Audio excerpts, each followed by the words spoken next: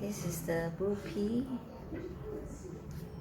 It's been growing quite well because it's growing.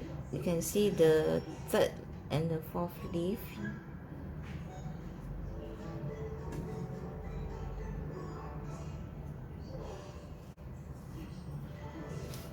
I might need to change the pot to a bigger pot.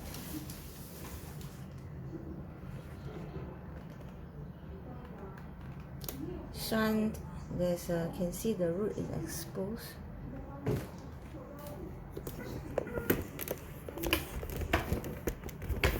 See the root is exposed, so I need to add some soil to cover up.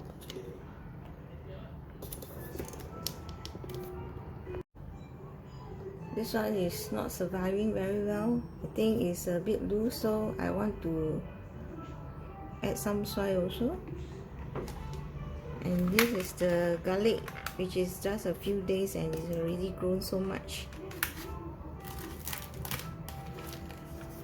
This one also, you can see it has grown quite tall.